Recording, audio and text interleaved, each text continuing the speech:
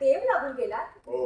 काय आमचं कसं चाललंय, आम्ही काय करतो, काय खातो, हे त्या विठ्ठलाला देखील समजत नाही.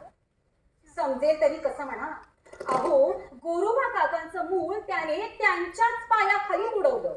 त्याचं त्याला काही नाही. त्यांचे हात देखील तोडले. कोणी तोडले? त्यांनी स्वतःला शिक्षा करून घेतली.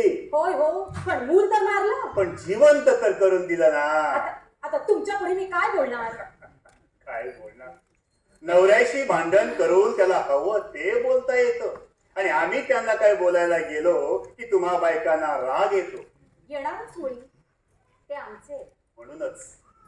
म्हणूनच तुमची परिस्थिती सुधारावी म्हणतोय. पण हा नामदेवी करू देत नाही आणि तूही करून देत नाहीस. तुम्हाला काय द्यावं म्हणून आलो होतो. आम्हाला काही द्यायचं असेल तर आमच्या ह्यांना सांगा. काहीतरी काम धंदा करा. उगाच त्या विठ्ठलाच्या मागे टाळ कुटत बसू नका.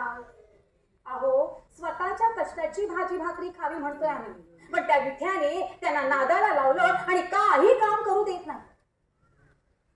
म्हणजे भजन करतात म्हणून ही परिस्थिती? होय. अहो, संपूर्ण दिवस टाळ कुटत बसतात आणि काही काम धंदा करत नाही. देवा, आमची परिस्थिती सुधारू दे, म्हणजे तुला काहीतरी गोडधोड खायला घालता येईल. म्हणजे तुझा देव आहे अजून? देव नाही असं कसं म्हणता येईल? देवाने गोरोबा काकांचं मूल जिवंत केलं. त्यांचे हात दिले. किती किती म्हणून सांगू. पण मग आमचीच परिस्थिती अशी का? सुधारे हेही दिवस जातील.